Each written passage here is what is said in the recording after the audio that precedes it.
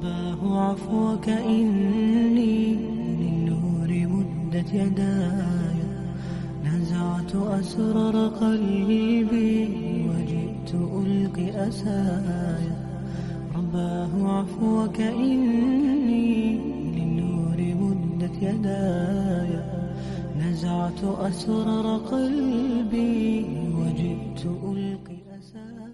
अस्सलाम वालेकुम। उम्मीद है आप सब खैरियत से होंगे। मेरी दुआ है अल्लाह पाक हम सब के घरों में सुकून और आफ़ियत रखें और हम सबको सेहत और हिदायत के साथ रखें। तो यहाँ पे हो रहा है सुबह-सुबह नाश्ते की तैयारी और मेरी एक बेटी जो है बड़े वो ऑनलाइन ही पढ़ रही हैं, तो वो घर पे होती हैं और बाकी छोटे दोनों बच्चों का तो स्कूल स्टार्ट हो चुका। तो बस मैंने सिंपल सा ब्रेकफ़ास्ट बनाया था, लेकिन मेरी बेटी को कुछ डिफरेंट तरह का खाना जो है ना, आजकल वो कोई डिफरेंट ही, बल्कि मैं आपके साथ शेयर करूँगी किसी आने वाले व्लॉग में। मैं हँसती हूँ, बच्चों को कहती हूँ कि ये ऐसे लगता है जैसे आप लोग एलियंस का खाना खा रहे हैं।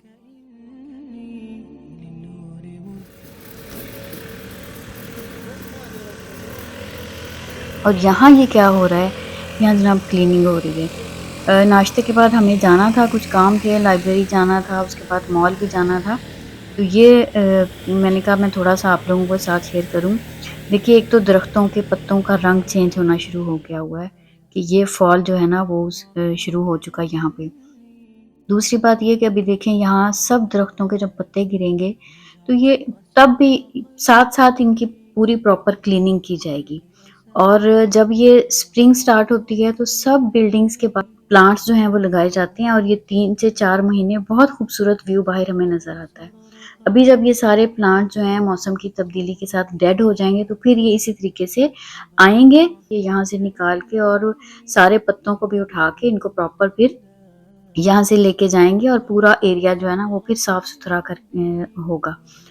तो उसके बाद मुझे कुछ वेजिटेबल्स भी चाहिए थी, वो मैंने ली, क्योंकि वो जो वेजिटेबल्स वाली वैन है यहाँ पे, अक्सर मैंने पहले भी शेयर किया कि मॉल से हम जब सुपर स्टोर से वेजिटेबल्स लेते हैं, उसकी निस्बत अगर हम इस तरीके से जो लोकल छोटे-छोटे वेंडर्स हैं इनसे लेते हैं तो मतलब हाफ प्राइस में मिल जाती हैं हमें।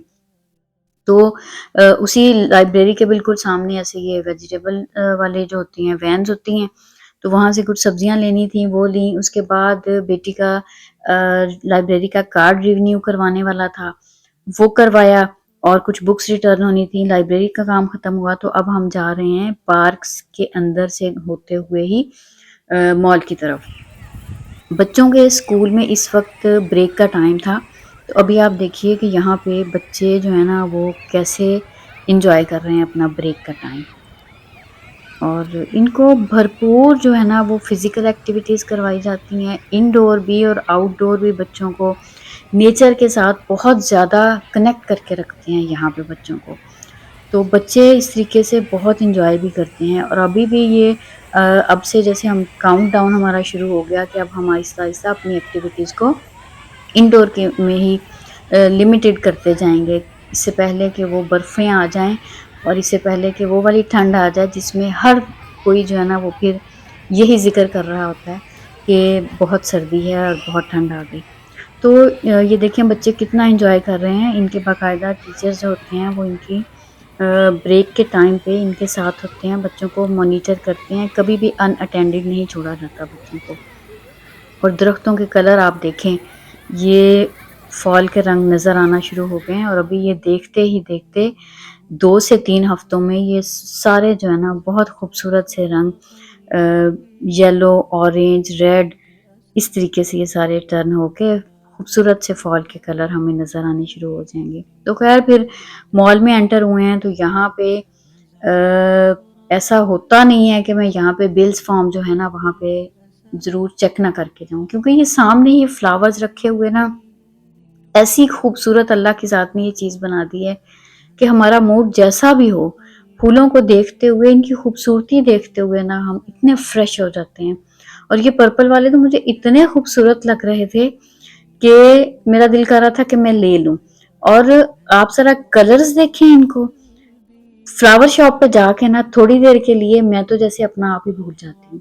इतने खूबसूरत ये लगते हैं और बिलाशुबहाना बस देखते ही इनको तो हमें अपने रब की जो खालिक होने का वस्फ है ना, जो अल्लाह का एक क्रिएटर होना है, उसके ऊपर वाकई बड़ा प्यार आता है कि देखें हमारे रब ने कितने खूबसूरत रंग और क्या ही तरह खूबसूरत खूबसूरत तरह के ना ये रंग और तरह तरह के फूल बनाए हैं। और ये जो साथ देख रहे हैं ये ड्राई वाले थे, और साथ ही इनके पास ये क्या है, मुझे लग रहा था ये चेरी है, लेकिन चेरी तो डार्क होती है। पास जाके देखा तो ये जनाब मिनी एप्पल्स हैं, ओंटारियो के अपने ये एप्पल हैं, और ये बिल्कुल ऐसे था चेरी के साइज के। तो टेस्ट में पता नहीं कैसे होंगे। मैं ऐसी चीजें ट्राई करने को हम कहते हैं कि हम ले लें, लेकिन फिर ये होता है कि 2 से 3 दफा ऐसा हुआ कि मैं कोई चीज इस तरीके से ले आई हूँ कि चलें डिफरेंट है या नई मुझे कोई चीज नजर आई, और फिर वो किसी ने खाई नहीं, तो उसको फेंकते हुए फिर दिल बड़ा दुखा। तो अब यही सोच के कि नहीं, अब बेहतर है कि फिर फेंकते हुए जो दिल दुखेगा ना, जो तकलीफ होगी, उससे बचने के लिए बेहतर है कि इसको ट्राई ही ना किया जाए। तो फिर मैं नहीं लेके आई, वापस आ गए। बस रूटीन के काम थे घर के, और ये जो है ना थोड़ा सा एक स्पेशल खाना बन रहा है। उसकी एक रीज़न यहाँ पे ये है कि हम यहाँ पे जब रहते हैं इन ममालिक में, तो हम लोगों की जो फैमिलीज़ हैं ना, वो हमारे नेबर्स ही होते हैं। तो यहाँ पे जब भी कभी ज़रूरत पड़ती है, हम जो नेबर्स हैं एक दूसरे का बहुत साथ देते हैं, और हम जिस जगह रहते हैं बहुत अच्छे नेबर्स हैं, और हम हमेशा ये दुआ करते हैं एक दूसरे के लिए कि अल्लाह पाक हमें जन्नत में भी ऐसे ही साथ रखें। मेरी एक जो नेबर्स में से एक बहन है, वो पाकिस्तान गई हुई थी, तो उनकी वापसी की फ्लाइट थी। तो फिर हम कम से कम ये ज़रूर करते हैं कि जब वापसी होती है जिस दिन, तो फिर मिलके सब एक-एक दिन ना सब मतलब जो नेबर्स हैं, वो फिर उनको 2-4 दिन हम ये करते हैं कि खाना बना के दे देते हैं, ताकि वो रिलैक्स करें, और जो उनके सफ़र की थकावट है वो थोड़ी आराम से उसको दूर करें, और फिर अपनी बैक टू नॉर्मल रूटीन जो है ना उसमें आ जाएँ। तो बस मुझे उनके लिए खाना देने के लिए स्पेशल कुछ बनाना था। तो यहाँ किचन में मैंने निकाला गोश्त, तो मेरे ज़हन में ये था कि मैं व्हील का पुलाव बनाऊँगी और साथ बटर चिकन मेरी बेटी बना रही थी। लेकिन वो जब मैंने यखनी बनने के लिए रखा, तो तब मुझे समझ आया कि ये तो लैम्प था। तो फिर ये जो पुलाव है ये लैम्प का पुलाव बना था, और साथ चिकन का बटर चिकन जो है ना वो चिकन के साथ वो बनाया था। तो बस ये उसी खाने की तैयारी चल रही है। और आज की अच्छी बात जो आपके साथ शेयर करनी है वो ख़ास तौर पे बेटियों से कहूँगी। आजकल मुझे ना बहुत ज़्यादा जो है वो एहसास हो रहा है कि हम इतनी दूर आके यहाँ बैठ गए हैं।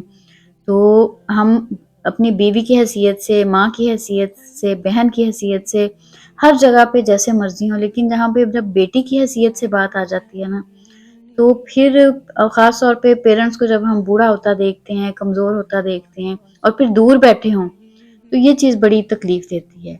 तो बस ये कहना चाहूँगी कि वो बेटियाँ जो अभी अपने पेरेंट्स के घर में हैं, अपने वालिदैन के घर में होते हुए उनकी खिदमत करें।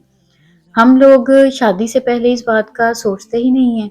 बस मज़े से बैठे हुए होते हैं कि कोई बात नहीं है, आराम की ज़िंदगी है। और फिर हम नहीं जानते कि शादी के बाद हमें कहाँ जाना है, और फिर सालों इंतज़ार करना पड़ेगा अपनों से मिलने के लिए। तो मैं सब बेटियों से यही कहूँगी कि जब तक अपने पेरेंट्स के घर में हो ना, तो अपने पेरेंट्स की खिदमत का वक़्त वही है।